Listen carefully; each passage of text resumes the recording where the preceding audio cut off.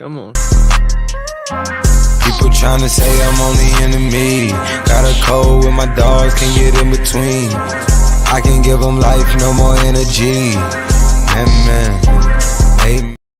What is up, everybody? Not only do we have so much great football to talk about, but I wanted to hope everybody's staying safe, both with the weather and some other stuff going on. Stay inside, stay warm, stay safe. And luckily, we got some football to distract us and just enjoy our day. But JJ, how are we feeling? I'm feeling pretty good. These are about to be two good games. Oh, yeah. I mean, as a football fan, I'm excited to watch both of them through and through.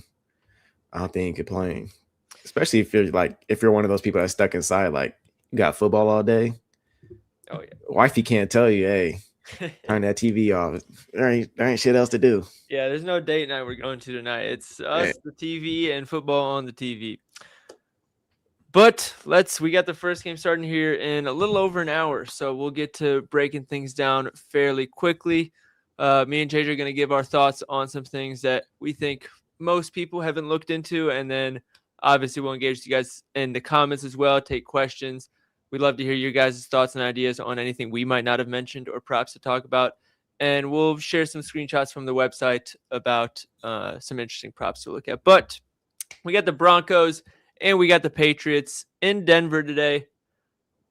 JJ, let's start with the Broncos side of the ball because Troy Franklin was just ruled out, but Pat Bryant is returning. Obviously, if you've been living under a rock, breaking news, Bo Nix is out, broke his ankle in one of the last plays of the game last week in overtime. So Stidham, the backup quarterback, will be leading the charge today. Everybody's kind of counting them out. I'm not, for two reasons. One, I think we can both agree Bo Nix was a game manager more than he was a cheat code quarterback. So going from a game manager to probably just a slightly worse game manager isn't that detrimental. Like, I think the spread moved 9 points from what it would have been. I don't think Bo Nix is worth 9 points. No. The whole reason that Denver's had this much success in this season has been because of the defense, and the defense is healthy. So leaning into that, I think I wouldn't be as surprised as most people if the Broncos are able to pull this out. Do you think the defense is enough to keep this game interesting? I think so, especially become forced on fumbles on that pass rush. I really think they have a chance to do some crazy things here. Because I mean, you got to think about it. As far as the Broncos offense, they have arguably the best offensive line in the league outside of the Bills, right? Yep. I mean, you see all the time they can get back there. If he has time, he doesn't look like CJ Stroud. This looks average. I mean, Broncos do have a chance to take this game. I wouldn't count them out. They're so fast at getting pressure. Yeah. Like they move like they're probably 50 pounds lighter than they actually are, but then they're also obviously still strong enough to cause problems for these offensive lines. So you already kind of mentioned Drake May has some of the fumbling issues and ball security issues. And I think he's so good at reading plays. I wouldn't be surprised if he takes like a half second too long to wait for some routes to develop, not understanding that this defense is faster than most defenses that have brought pressure to him. I could see it causing trouble. And not to mention, I think that secondary is absolutely nuts. So I think this is going to be, if you like defense, this is going to be a good game for you to watch. Yeah. As far as matchup, outside of just, we think the Broncos are going to cause trouble for the Patriots offense, what in the Patriots offense are you kind of looking at as potential spots? I think as far as the run game, maybe I'd probably say Ramadre, maybe like a longest rush or something, just because I know that outside was getting attacked a lot last week. If you get some outside zone rushes here, he's definitely going to break off a few plays. I mean, his very first carry last week, I think, was just outside zone, right? And he went for like 15 yards or something like that. I think his line is at like 12 and a half. I think that could be a really good look. I know a receiver, you like somebody. For a receiver on the Patriots side, yes, I'll get the screen share ready here. But it's Stephon Diggs because Christian Gonzalez, or not Christian, Pat Surtain is going to be on the outside defending Booty and Matt Collins and that crew. So I'm complete, like, just throw that away, erase Yeah. it. Even if they get Riley Moss, it's going to be a DPI. You're not going to get the yards credited for him. So if you're targeting pass catching options against the Broncos, you want to look inside. And here we go. I found it here. Diggs, when he sees 20 plus routes, his route share has been up and down all season, keeping him healthy, blowouts, this, that, and the other. But when he sees 20 plus routes, which I think is a safe floor for him, and he faces teams that run cover one at sorry, the website's being weird right now. Let me refresh this. But when he faces teams that run a lot of cover one with 20 routes, he nukes his lines. So knowing that, and knowing that this defense wants to lean into man coverage and blitzes, it works in his favor a lot. Austin's in here saying Booty's going to be on his AJ Brown shit, just jogging 9 routes with Surtain. Yeah, pretty much. I mean, I think people are just so used to hearing that Surtain is a good corner that they forget how ridiculous of a corner he is. Booty had a good week against Stingley last week. Surtain is, I don't want to say significantly better than Stingley out of respect to Stingley, but he's definitely better than Stingley. And Booty has also had his Stingley's number in past matchups.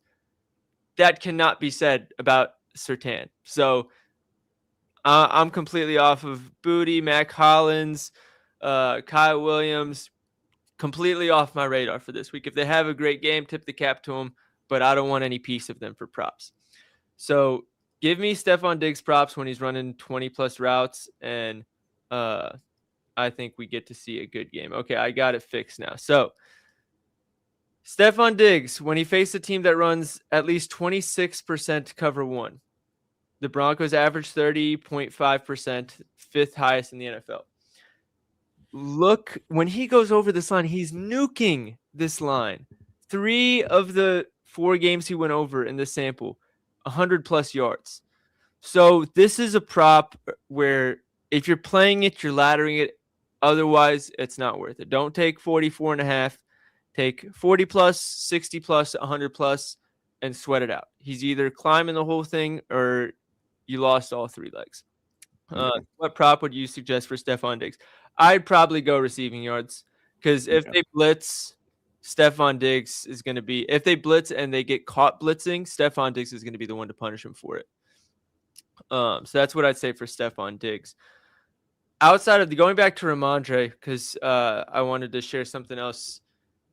They were praising how well he picks up blitzes, and I think the timing of saying that for Vrabel is specific because the Broncos like to blitz. So to say that, and you already saw recently how many more snaps he's been getting, I think we're going to see a lot of Ramondre Stevenson on the field today. And when you look at this Broncos matchup, while their rushing defense is obviously still good, since week 12, they've been, I think, below average in yards per carry and EPA per attempt. So I still think they're good, but compared to their past defense, it is the weaker of the two.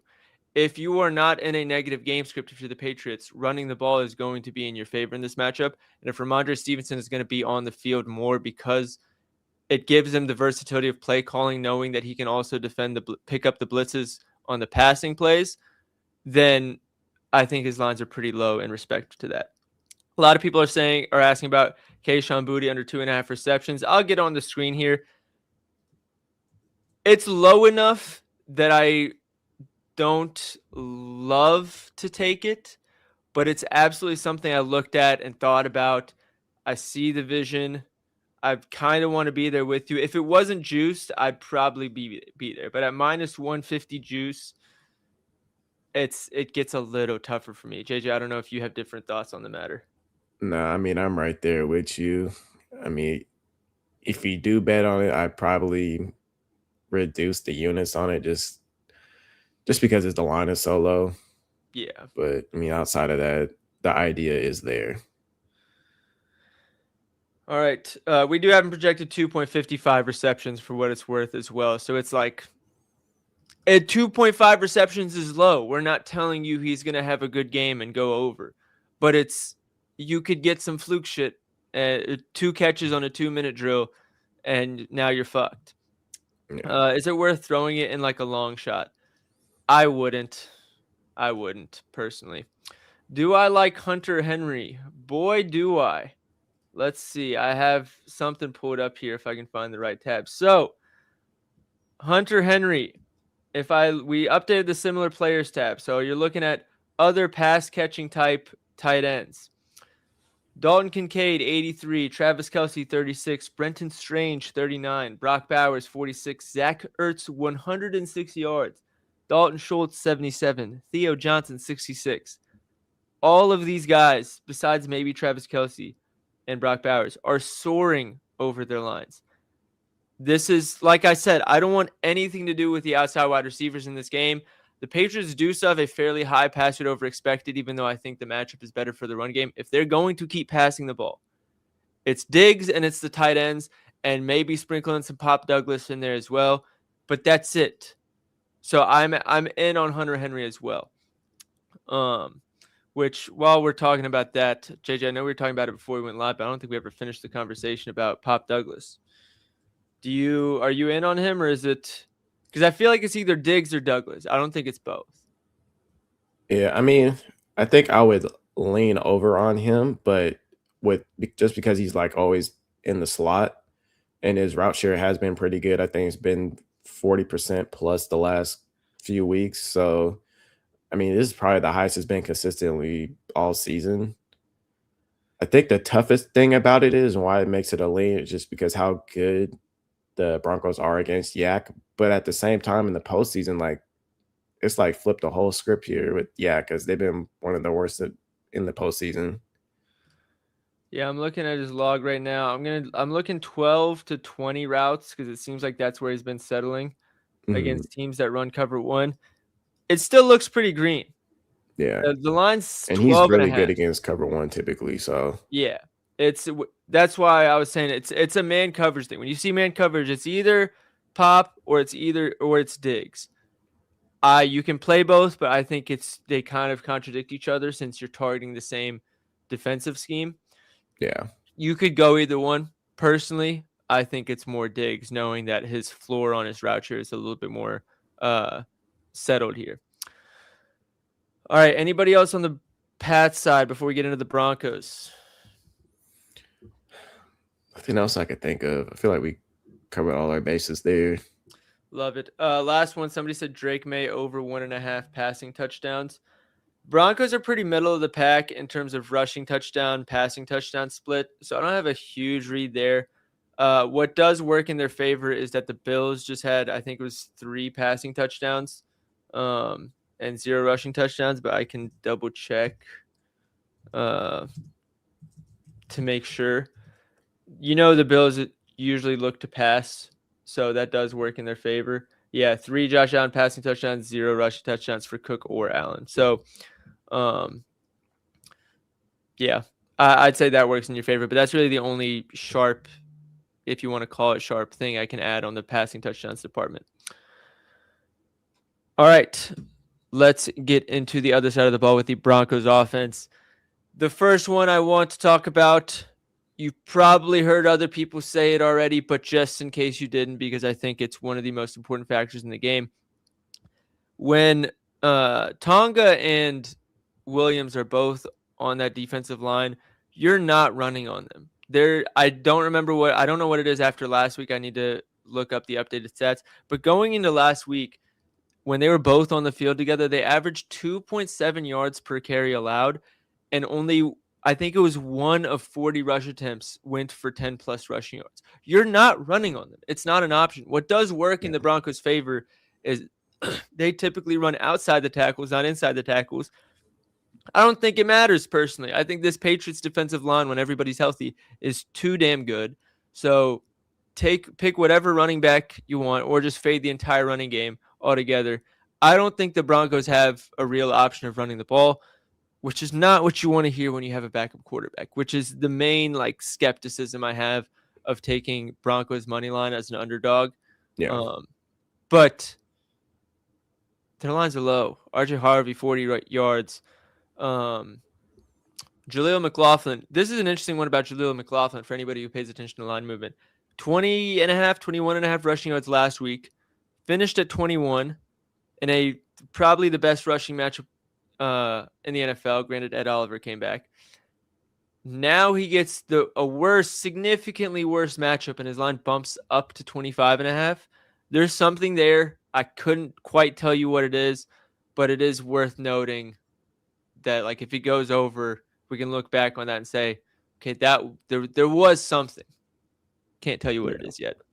And it's like, when you look at that run defense, the pass game is going to have to be an extension of the run game here. Yeah. And, this offense in general is always built on quick passing and screens. I think we're going to see a ton of that here.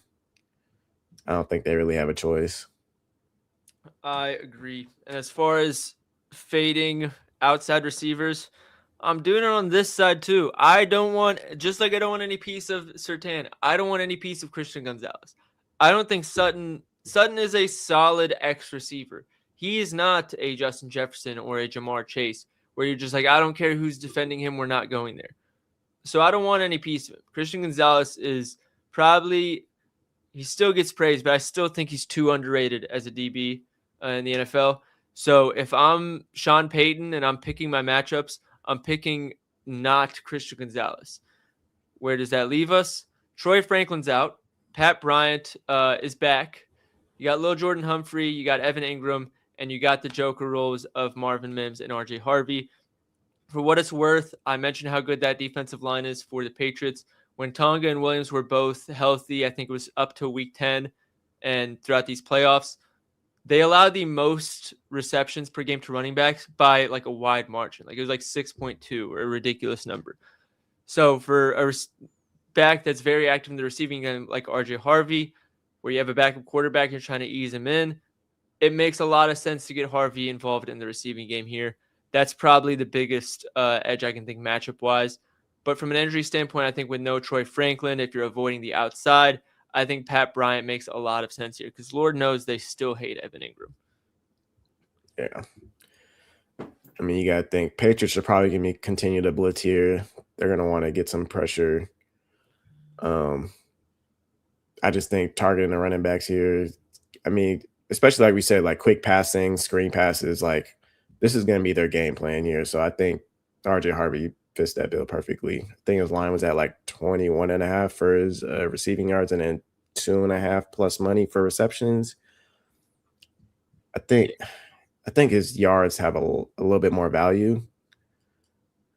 But I feel like his yards have a higher ceiling here if you could like for a potential ladder even as well. Yeah, it helps when you know they're going to be like scheme plays because when you look at defensive stats, you're like, oh, the yards per carry or catch to running backs isn't that high. I don't know if that's the case right now. I think it was lower than average, but it wasn't anything ridiculous when I checked for this defense. There's a very big difference between a check down and a schemed running back reception. And while that's probably baked into those numbers anyways, when you have a quarterback like Sean Payton who leans into that scheme so heavily with a back like RJ Harvey in a situation where you don't have your normal quarterback back there and you're more likely to call a play they've never seen before, I kind of care about the yards per reception less. So if you tell me he's getting absolutely 3 receptions and then the fourth one's just kind of insurance, I'm there. I'm pulling up his graph right now for receiving yards. Looks like the best line right now is 21.5 on FanDuel. I think it was when Dobbins was maybe going to play, the line was at 18.5, so it didn't move anything crazy. But let me update the routes run, and then I'll share my screen here. He had 26 routes last week, removing the Chargers game where that was the Week 18 game. He's had 20 routes in every game except one since Dobbins went down. So I'm going to do 17 plus routes run, and we're going to look at his log. 4 of 5 games, with the only miss being Green Bay. The Green Bay miss is kind of surprising, but also that was his only game under 20 routes run. So if we filtered that out, it would be all green for all games with 20 plus routes, which I'd expect here. 28.07 receiving yards projected, 3.97 receptions. His receptions line is sitting slight juice on the under. So let's say instead of routes run, let's do 3+ receptions. 20+ in every game except for 2. I think I'm still there. If you give me a 4th reception, it's pretty much all green with the only miss being right on the hook. So that's another one that if you think he gets peppered for like 5-6 targets, you could ladder that as well. I would be open to it. Yeah, that's kind of where I'm at. Yeah, my only props I played so far in this game are Pat Bryant, which I already went over a little bit. And then I can't show this on the site because it's a wide receiver with a rushing stat, but I played Marvin Mims rushing yards. He had a rush attempt in 9 straight weeks before the last 3 weeks he played where he didn't have a single one. I think 2 of those being just week 17 and week 18 games played a part. And then last week, it's the Bills. If you want to run the ball, you don't really need to trick them into running the ball. You can just run the ball if you want to. And they didn't even run it that much all in general. And obviously, Bo Nix being out is a factor. I think Sean Payton's going to get it in his bag a little bit more, throw a little bit more tricks up his sleeve. As far as Stidham, which I think is going to be the one that we've had a few questions in the chat come up. That's the big topic is how good is he actually? Don't expect much, but don't expect a complete bum either. He's been a backup quarterback in the system for 3 years now. So like he knows the system. They didn't just pick him up off the street. Sean Payton likes him enough to have him as the QB2 for 3 years. And what I think is also important is Pat Bryant, who is now the wide receiver 2 in this offense, is the wide receiver that he's throwing to throughout preseason and practice and stuff for the early parts of the season. So he's not throwing to people he's never thrown to before. Combine all of that with Sean Payton basically dumbing the game down for him, which I think is something people criticize Bo Nix for the first 2 years in the league, which just doesn't have to take risks. He doesn't have to do anything. That's exactly the kind of play calling you want for a backup quarterback. So this defense is good. He's going to be forced to pass the ball because of how good this rushing offense is. I'm not expecting a crazy performance, but if he throws 30 times for 225 yards, I feel like that's would be in the realm of expectations here. I'm not expecting a stinker. Do you have anything on Stidham that, as far as like his actual scheme or play styles that I didn't get into, or is it just backup quarterback doing backup quarterback things? Yeah, I think it's just backup quarterback doing backup quarterback things. I think his lines are set pretty fairly. He can easily go just over that or just under that for his completions and his pass attempts. I think, yeah, like you said, it all depends if they can extend drives, how well he's going to do there. Especially if you're not going to have much of a run game, it kind of makes it a little bit difficult. Yeah, I'm looking at 208 passing yards, 33.5 passing attempts, 21.5 completions. That's, if I was a lines maker, that's probably where I'm setting all 3 of those lines, if I'm being honest. Yeah. I don't think there's much edge in his props themselves. Because like I said, that's what I'd expect. As far as what the site hasn't projected, 33.2 pass attempts, 21.3 completions, 207.9 yards. So yeah, pretty much right where the betting lines are as well. Somebody's asking about Adam Troutman. I'll pull up his game logs. I feel like somebody brought that up another stream before. Maybe that was just you, JJ, but I remember we liked it at the time. Yeah. 5.5 yards is the line. And his routes have been pretty consistent.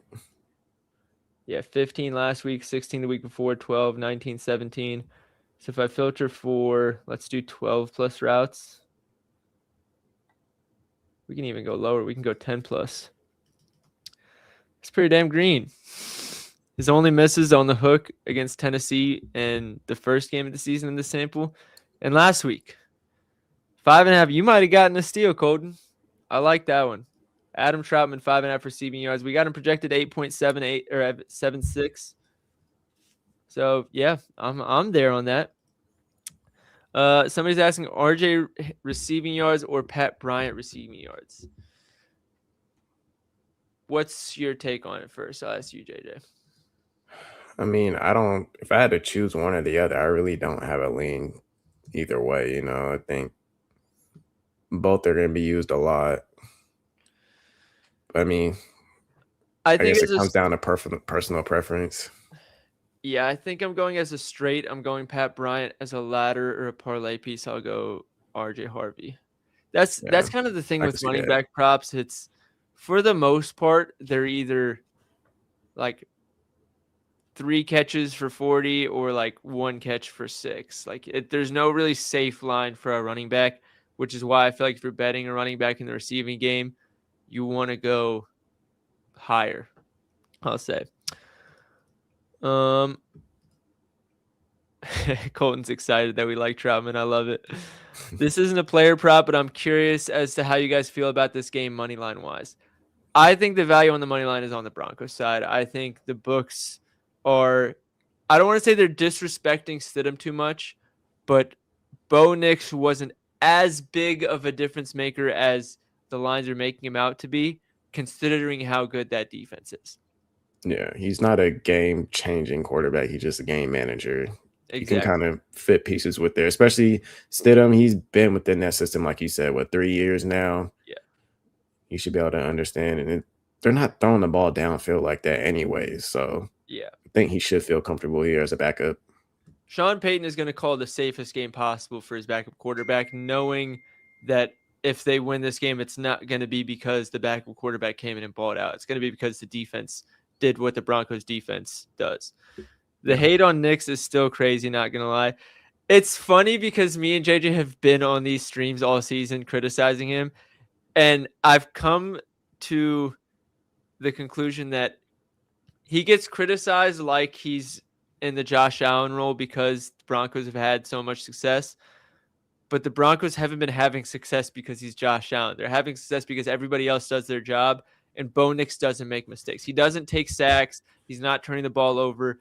He's just doing what the team needs him to do. Nothing more, nothing less, which does deserve credit in itself. But and I do expect Stidham to take some more sacks or to turn over the ball probably one more time than Bo Nix would have.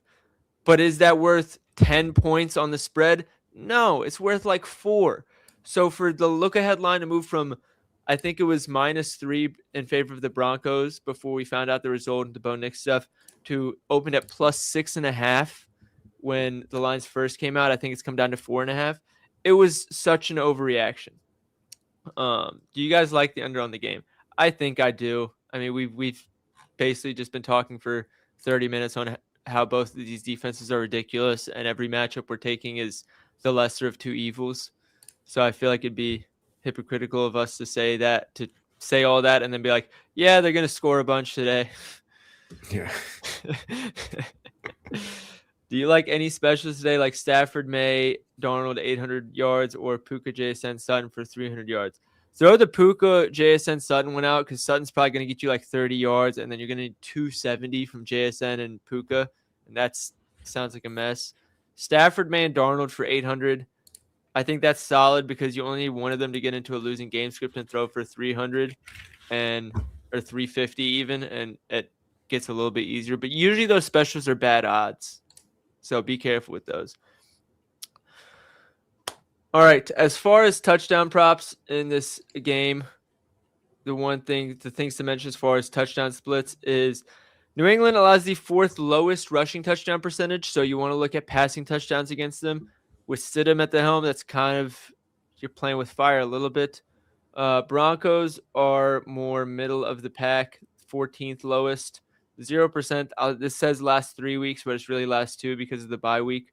So there's not a big edge in either of those. If I had to pick a touchdown prop in this game, again, I'm avoiding Sutton and Booty. Honestly, Henry's not a bad shout. I'd probably go Ramondre or Hunter Henry.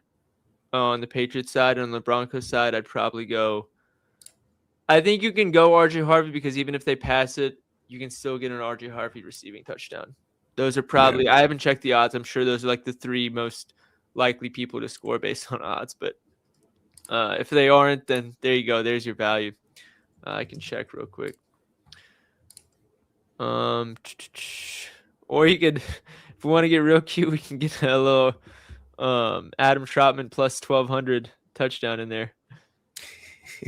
Marvin Mims plus 500 is another really good one because the Broncos, or not the Broncos, the Patriots, their defensive jet sweeps is literally one of the worst in the NFL in terms of yards per attempt, success rate, explosive rush rate. I think they're bottom 5 in every metric against jet sweeps. Granted, it is only 11 rushes, but if you look at all the rushes, I think like 2 of them were stopped for less than 5 yards.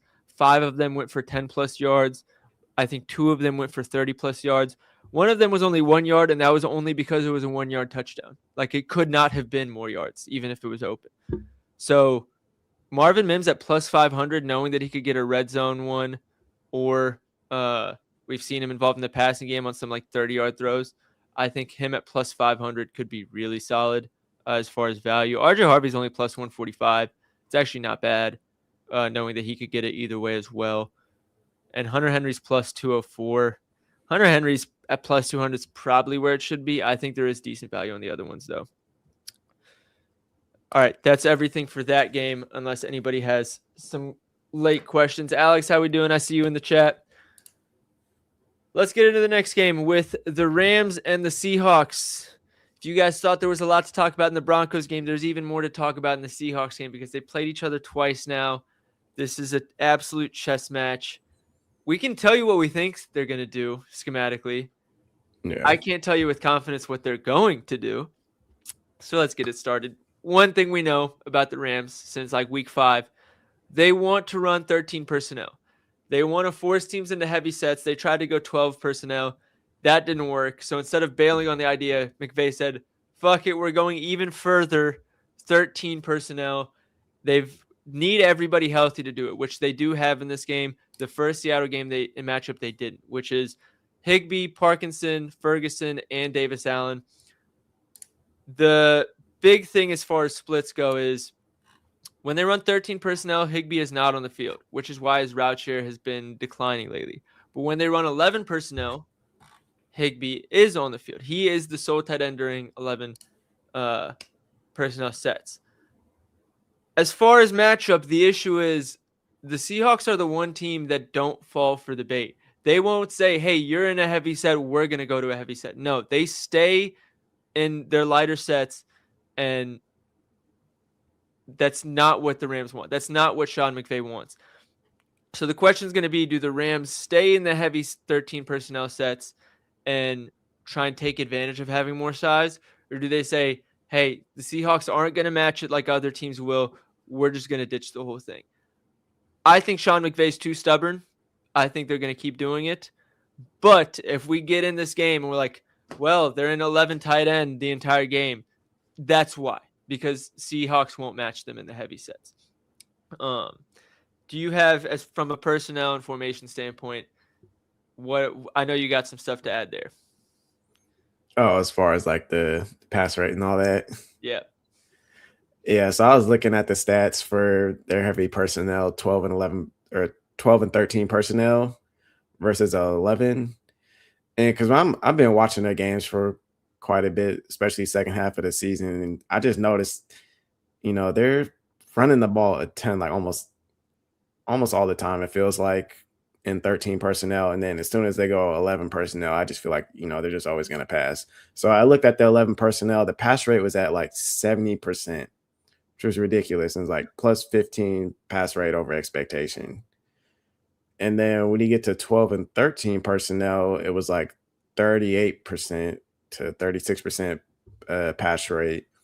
And then it was like negative 11 pass rate over expectation. So kind of confirms what I was seeing with my own eyes. But I mean, it all comes down to what you think they're actually going to go out and use, because wild card, they ran a ton of 13 personnel. I think it was at like 54% of the time.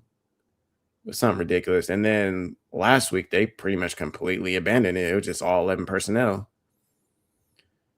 So, I mean, which is what makes me concerned, because Chicago was also, they don't play as light as Seattle does, but they do run light boxes like at an above average rate. Yeah. So part of me is nervous. It was because of that.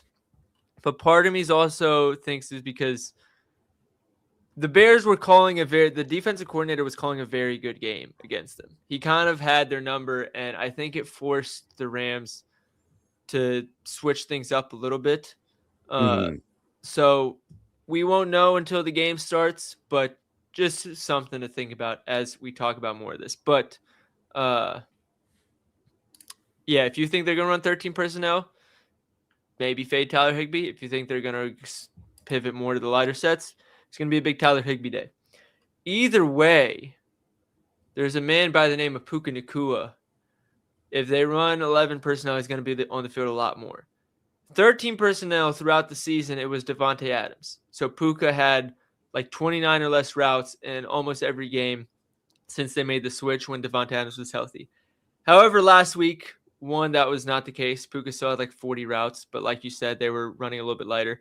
The first round game, I think Caleb Ferguson was out, so they couldn't run 13 tight ends or 13 personnel as much. So again, Puka was still on the field more.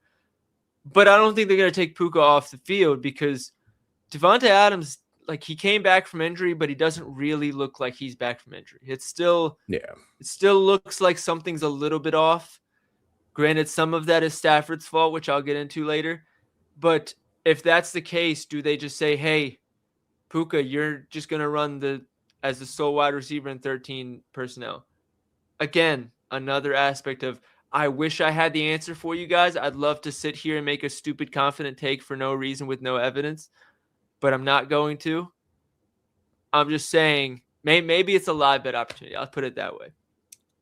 But if Puka's on the field for more than 30 routes, he's pretty much locked in for 8 receptions, and this line is 7.5. So just something to keep an eye on that side. The last thing regarding the 13 personnel, I know I've said it a million times in the last 2 minutes. Stafford has been really bad against blitzes coming from defensive backs. From linebackers, he's been picking it up just fine. But when they run play action and the DBs have been coming on the blitzes specifically in the playoffs, he's had a lot of trouble picking it up. If that's the case, then that means, and if it's picked up by the Rams staff, which is another thing that they have to pick up, they would run play action less because under shotgun, it's fine. He can see it as it's happening. Under play action, he's got to turn his back and can't see it until he turns back around, and that's why it's been causing the issues for him. If they just ditch the play action, that ruins the effectiveness of the 13 personnel, but it limits the blitz opportunities. This is going to be a chess match of the coaches more so than the players, just to put it in the lightest way. That's all I have to say about the personnel, I promise. Running game, Kyren Williams and Blake Corum I feel like people are done with the Rams running game right now, just because the Rams, no matter how much they're leading, no matter how much successful the run game's been in the playoffs, they refuse to run the ball, it feels like. Do you have a stance on both the effectiveness and the usage of the backs in this game? I think the best chance for them to run the ball is going to be outside. I mean, that's kind of what I was targeting, like the very first matchup they had with Seattle, especially with that 13 personnel.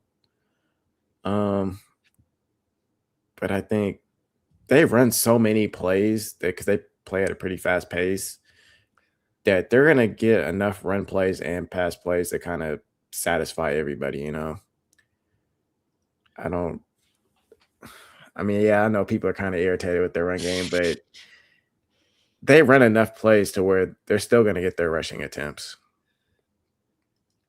I think people are overcomplicating it, personally. I think Kyren Williams is RB1. Yeah. That hasn't changed.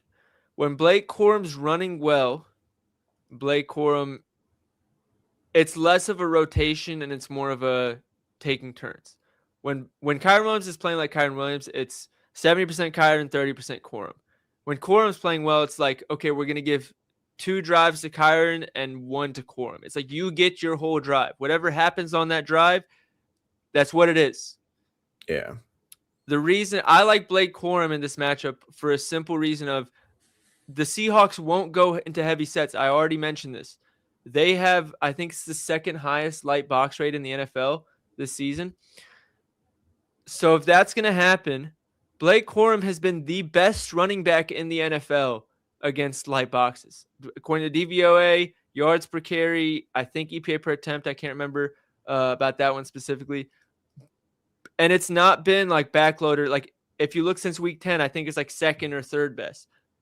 7 yards per carry on the season, 6.6 in since week 10. It's ridiculous numbers. Now, don't get me wrong, this Seahawks running defense is spectacular. I love their defense. I'm high on them. I've been high on them all year. But even if those numbers come from 7 yards per carry to 5 yards per carry, that's a pretty big drop against light boxes. That's still 5 yards per carry. Like that's big. So if Blake Corum is that good against light boxes and you're getting a defense that runs light boxes, I have a feeling they're going to use Blake Corum a decent bit here. Which brings me into my next point of I think they're going to have to lean on the run because Stafford has not been great recently. He's had some hero moments, but he's also had way more in the last like 6 weeks than prior, where he's missing touchdowns, like obvious wide open receiver running down the sideline touchdowns. He's holding on for the ball for like a half second too long. He's gotten, I think, hit in the hand by a helmet in each of the last 2 games, or maybe it was the 2 games before that, because it's just he's waiting for things to be there that aren't there, and then he's getting himself hurt, and it turns into this whole thing. And it seems like it feels like he's dealing with something that's not being reported, I think is the best way I can put it. Because that's the only explanation I can have for such a stark change between MVP season to like some MVP plays, but some disasters mixed in. Like he was not having these plays between weeks 1 and 12, but suddenly it's become a problem, and he's gotten away with it a lot. Like that Detroit game, they took care of it at the end, but he had a couple plays where I was like, Detroit was behind the whole game, and you're like, oh, this is how they're going to get back in it.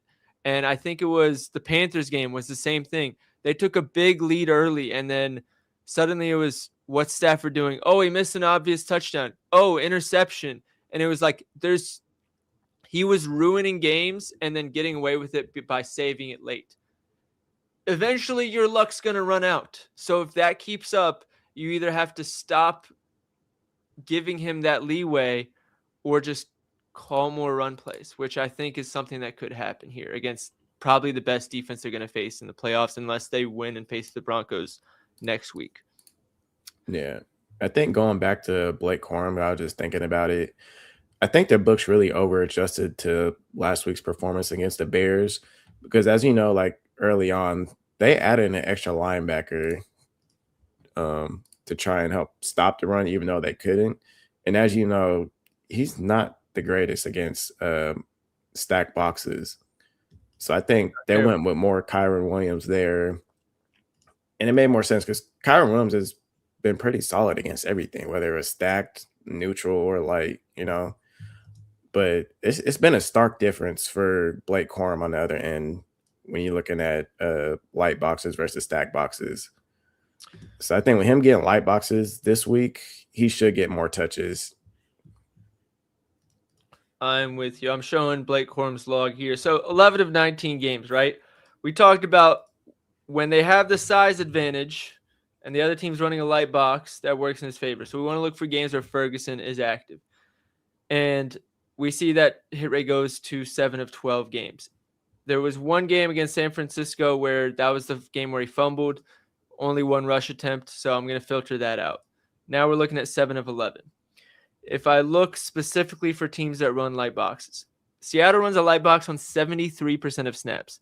And by the way, Chicago, kind of like you were saying, where they brought in another linebacker, they only ran a light box on 43.6% of rush attempts, which is much lower than their average because they normally rank 13th in light box rate. But if you look at teams that run it a lot against them, Jacksonville, 95%, 37 yards. If we look at San Francisco, 85% light box rate, 56 yards. Tampa Bay ran it a decent bit, but that's also one of the best run defenses in the NFL. I guess so are the Seahawks. But he had 24 in that one. Granted, the Buccaneers are also horrendous against the pass, so that calculates into it as well. And then Arizona, 93% light box rate. He had 128 yards, rushing yards against them. Those are the ones you want to look at when you're filtering for those things. And even Seattle, by the way, in this game, which one is it? Right here. They only ran it 44% of the time. This was the second matchup they had with each other. But he still had 48 rushing yards against Seattle here. So it is. I think it's going to be a nice Blake Corum day here. All right. Anybody else you guys want to ask about in the comments before? I guess we haven't talked about the pass game for the Seahawks yet. You already know what I'm going to say. Yeah. Jackson Smith and Jigba. If you're betting on the Seahawks passing game, it's JSN and it's nobody else. We can talk. We can talk about Kenneth Walker and AJ Barner. We'll do our due process. But just general rule of thumb when talking about the Seahawks throughout the entire season, even now, if you like the Seahawks passing attack, you like JSN. It's really nuts. So let me pull up some of those players right now. I'll pull up AJ Barner because somebody asked about that in the chat. His lines are fairly low from what I saw. And he ran the second highest route share last week too. But I don't think he had a single catch. Last week he had 16 routes. But I mean, he had no targets. Last week was a bloodbath, dude. Yeah. That was a disaster for the Niners. And that's why I look at the route share. Like that route share is very important to note. Yep. So if I go 20 routes, his yard line is 25.5. It's a lot of green, guys. So it's a lot of green. If we look at past tight ends in this matchup, let's see. Loveland 56, Pitts 16 isn't great. Barner himself had 49, K-Dot 21, Kittle 84, Juwan Johnson 31, Tyler Warren 70. So there has been success against them in the tight end department. If we want to isolate coverages, LA runs a lot of cover 2, which actually is in his favor. If we want to look at teams that run, let's say 25% cover 2 rate against them, hit rate jumps to 7 of 10 with misses against the Niners in the first week of the season. Houston, who just ridiculous defense, and the Titans with 18. If I want to filter out blowouts, I guess it doesn't do that much. If I filter for home games, that looks pretty good. So Barner, since the line is low, I can support it. I'm not going to sit here and tell anybody they should be betting on AJ Barner over JSN. But if you want to bet on AJ Barner, you have my support. I'll put it that way. Let's check on, somebody's asking about Cooper Kupp. Let's check on that real quick. And just a quick note for anybody that wants to use this site, you get a free week trial. Just scan that QR code on the bottom right. I know the NFL season is coming to an end. We are working on an NBA product as well. That is in the works. And it'll have, honestly, even more stats than the NFL product currently has. So, Cooper Kupp, we have projected 3.1 receptions and 39 receiving yards.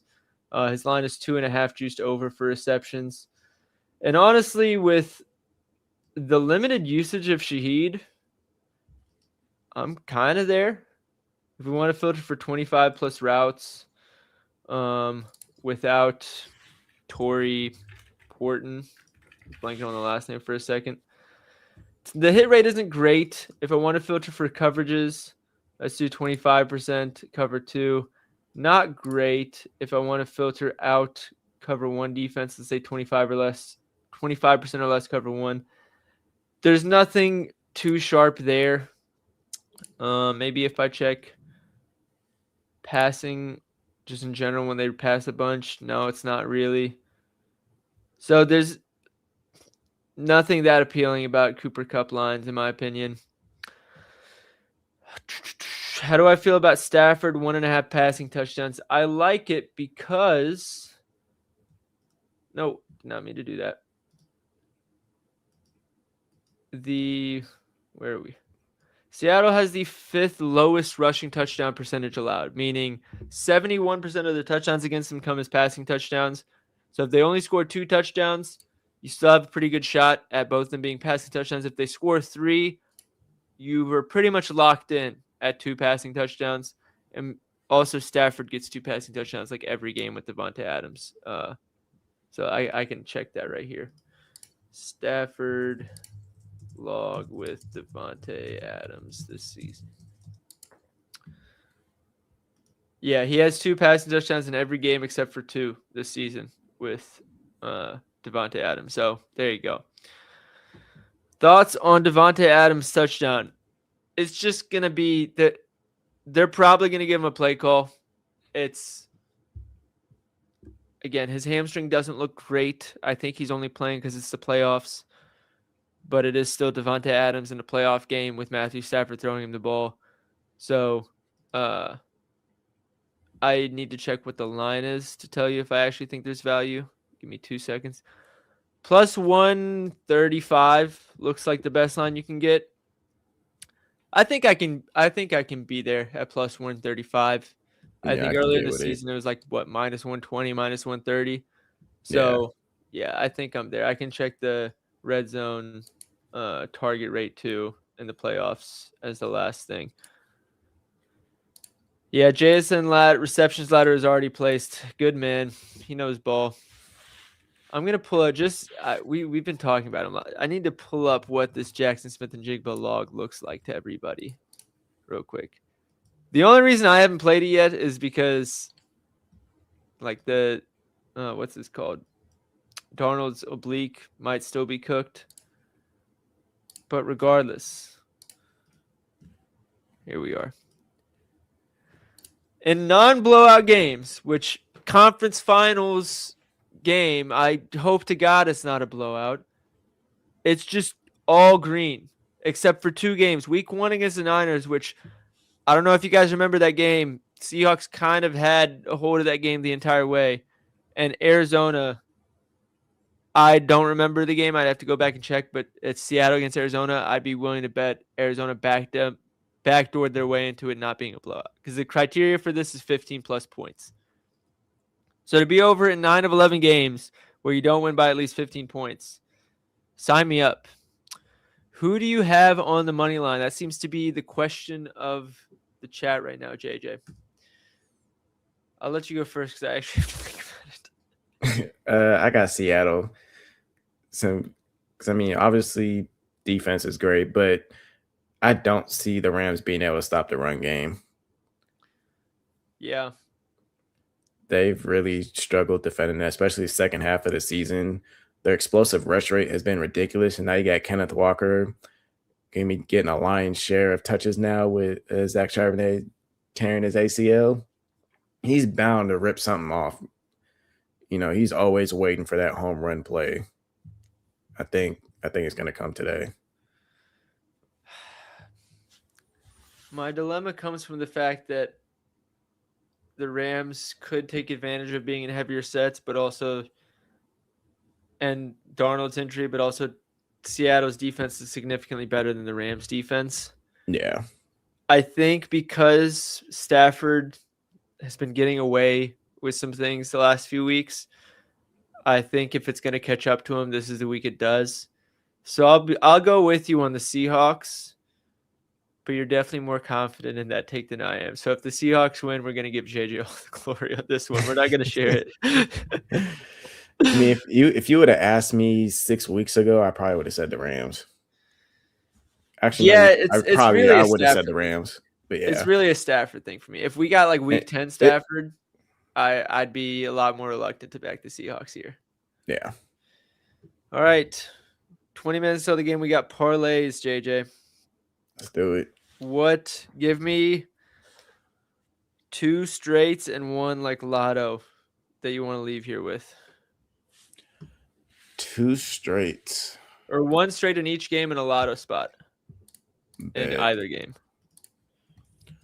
I think 1 straight for the first game.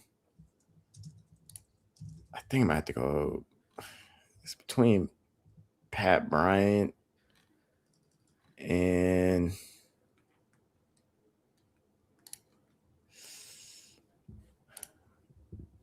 I mean, DeMario Douglas line is pretty fucking low. 12.5 is diabolical. Shoot your shot. Which one you going with?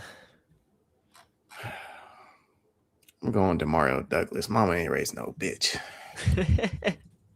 All right, Demario Douglas receiving yards in that one. Second game straight, I'm gonna go with Kobe Parkinson. Ooh. The system against Seattle is always the tight end, so I have to stick with that. His route share has been great. I'm with 7+ targets in 3 of the last 4 games. I got to rock with it. All right, and your lotto spot? My lotto spot. I think I'm gonna go Kenneth Walker 100+. Kenneth Walker 100+. If I could ladder longest, I think you can on FanDuel. Can. Let me check. I know at some point you could. I don't know if you still can. Because we always No, take out longest rush in the parlay, so I always forget. Yeah, it doesn't look like you can anymore. Okay. Troutman 9.5. Colton wants it in there. I'm gonna tell you this right now, Colton. Whether we put it in this parlay, I am going to be locking it in. And once this hits, let me get this on the screen so I can screenshot it. I'm gonna put this on the screen for you. So then once this hits, I'll say it cash, and I'm gonna give you all the credit. Here we go. All right. My spots, I'm going to say Pat Bryant receiving yards, JSN receptions, and my lotto spot is going to be Diggs receiving yards. I knew that was coming. That's why I didn't want to say that. You could have. I got it. Bro, we've been looking at this game and these charts for so long. I got a lot in my bag. Don't you worry. Tony just posted Troutman. Shout out to Tony right here. He's saying he posted Troutman, but just want to say that this dude is absolutely feeding my DraftKings account with his tennis plays. So if you guys aren't telling, he's been killing that Australian Open. I've been peeping, dude. I haven't missed yet. I'm being so dead ass. Once NBA's over, I look at which tennis games haven't started yet, throw them all in a parlay. Sometimes it's plus 100, sometimes it's plus 600, and I just wake up and it's all green. So if anybody wants to bet tennis, Tony's your guy. Go follow him on Twitter. We got some touchdown boosts too. We got a lot of options. Oh my God, there's so many promos. So we have a 2-leg 50% boost for the first game specifically, 30% touchdown boost. What's this one? 3-leg 20% boost. This is all just on DraftKings. I haven't gotten to FanDuel yet. And a first touchdown score boost for the first game. So let's do the first touchdown boost first. Which one do we want? What apps are the boosts on? We generally just lean DraftKings and FanDuel since they're the most popular ones. I'm definitely more limited on DraftKings than I am at FanDuel, but again, I know they're the ones that most people watching this are going to be on. So, yeah, we got Ramondre, Harvey, Hunter Henry, Diggs, Sutton, Henderson. What's your first touchdown? Marvin Mims is plus 2,500. I've been thinking it. Bro, that's all. Hey, I called it last week, though. You did. That wasn't first, though. It wasn't first, but I did say a Marvin Mims touchdown. All right. I'm going to go back $20 to win $670 on Marvin Mims touchdown. First touchdown. You heard it here first. Let me get this screenshot off the thing so that I can clip this once it hits. Marvin Mims, first touchdown boost. $20 to win $670. That's what we're using for the first one. Does Matty throw for 250 or do I do Blake Corum rushing yards? You know where I stand. So, JJ, I think that's more of a question for you. I would have to go rushing yards. There you go. All right. FanDuel is giving... Are these two different boosts? What's a PBT? Profit Boost Token. Okay, I don't know why they put it that way. 130% boost, 125% boost on anytime touchdown. Is that it? That might be it. Somebody said they have a 50%, or what was it? On my Twitter, so if Troutman cashes, let me get a follow. Bro, I'm gonna follow you anyways. Don't even worry about it. Where was somebody was saying something about FanDuel? Where is it? FanDuel just has a 50% or no sweat. Damn, I don't get this option.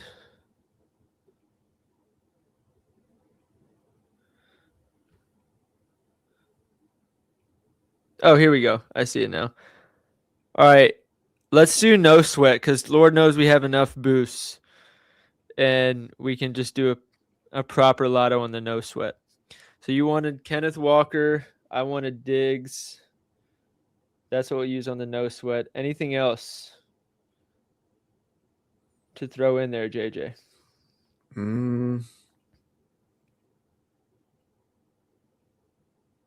don't know.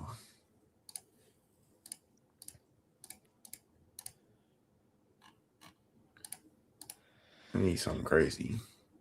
It doesn't have to be that crazy. We already got 2 crazy legs. Just needs to be something. Why Mims' first touchdown just got here? The Patriots are horrendous against jet sweeps, so we could get it in the rushing or the passing touchdown. And with a backup quarterback, I think Sean Payton's going to get in his bag with some of the like trick plays and gadget plays and stuff like that. All right, so Diggs 70 plus. I'm going to take Diggs down to 60 plus. I don't want to get too greedy. And Kenny Walker 100 plus rushing yards puts at plus 984 before I just Diggs. I say we had one more leg. Let's get a leg from the chat. Give us a lotto leg based on everything we've talked about here, and that'll be our third leg. Cash Out said RJ 25 plus. He's asking if she should just do 25. I've gotten enough hooks last year and years before. I would have said, yeah, just go take the 25 plus. But Lord, I've had so many heartbreaking hooks this year that if you can get the extra yard at basically the same odds, I say go get the extra yard. It's been a brutal one this year on the hooks. Henry or Stevenson? Which one would we rather have? Well, that would be 2 Patriots props in this, which is a little scary. If I had to choose, I'd say Stevenson. I think between the two, I'd also say Stevenson. What does his lines look like? You can get 50 plus at even odds. 60 plus is plus 158. Would you rather have that, or we could do an RJ Harvey like 30 plus 162. No sweat token is $25. 25 to win 400. Stidham 200 rushing yards. I got to hear the reasoning for this. You said 200 or 20? 20, sorry. You're going to turn into an all-time great for 200 rushing yards.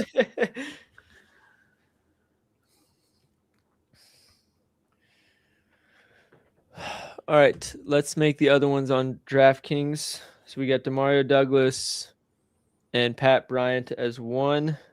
I'm going to do, it sounds like we have enough boosts. So I'm going to do an SGP for each and then a full parlay with all the ones that we mentioned. I was in the chat last week spamming Beatty and at cash. Hopefully can hit another one with Troutman. Hey, if you guys don't already follow him, go ahead. There you go. Because once he hits Troutman, it's going to be too late. He's going to be too popular. You want to be able to get on the ground floor with when it comes to cappers. All right, Pop 12.5. And then Pat Bryant 35. Come on. Or actually, I forgot FanDuel had a boost. We can just use that.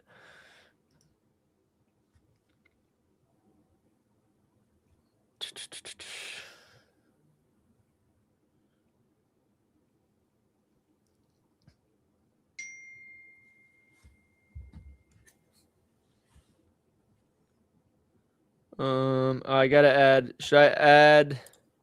Did we say Patriots or Broncos? We said Broncos. I'll do plus 3.5. I'm gonna take this up to plus 7.5 because I think we need a third leg for this.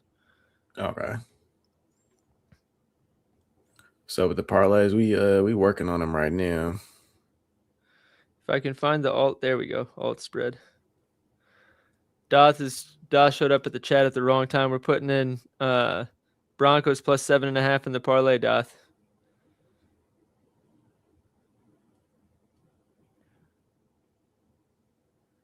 We can get 30% boost. There we go.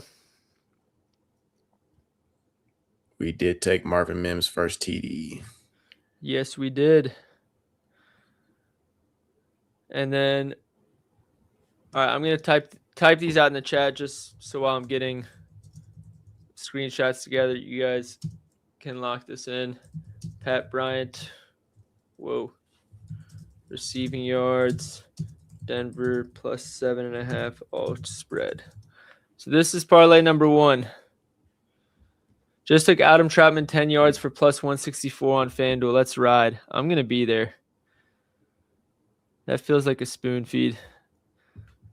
And then for the other one, we got JSN receptions, Parkinson receiving yards, and Seahawks money line. Parkinson is 24.5. Seahawks money line, and what was JSN? That one gets us plus 420 on DK without the boost. With the boost, that puts us, or we have two, yeah, they're both the same. Oh, $5 boost. I hate DraftKings. But regardless, we got that one as well. I'll type that out in the chat. Seattle money line, Parkinson 25 plus receiving yards, JSN 7 plus receptions. And then the lotto, what do we decide is the third leg, JJ? What do we have in there right now? Kenny rush yards, Diggs receiving yards.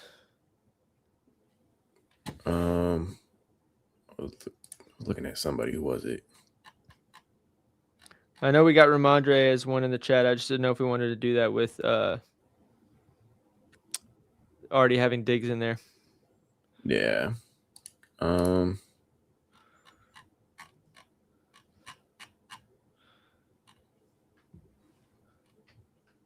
Could just do Broncos money line and call it a shot.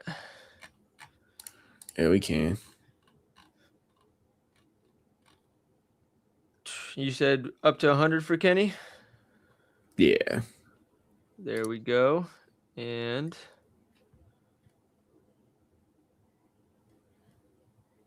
Denver money line. Greetings from Mexico. How we doing, Sergio? Thank you for tuning in. I hope you're enjoying NFL from Mexico. I keep joking that I'm going to be going to Mexico for the World Cup game instead of watching them here. So I'll let you know if I end up coming. DraftKings is giving way better odds than FanDuel, but it's $5 max. So I'm going to do $5 on DraftKings and then use my no sweat on FanDuel. Which leg is it that? Oh, wow. FanDuel is giving terrible odds on the Kenny line. That's why. Let's see if I can get like a 90 plus better for Kenny.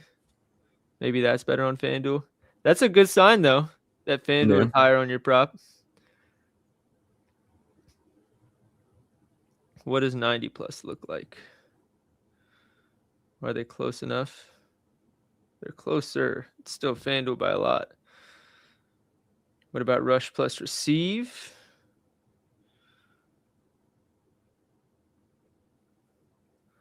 Is FanDuel close there? We can take 125 for plus 1462. How I feel about Kenny Walker 25 receiving yards. No, I actually think it gets done. I love it. All right. So we locked that in as well. I'll send these out. Other than that, good luck, everybody. Let's make some money. Let me know. I'll be in Monterey. Is Monterey hosting games, or is it going to be closer to somewhere else? I haven't checked which cities in Mexico and Canada are hosting the games yet.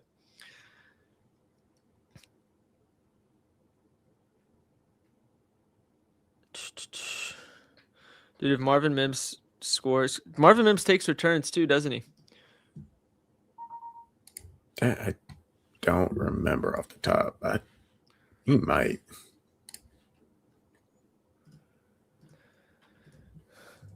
NFL stream plays.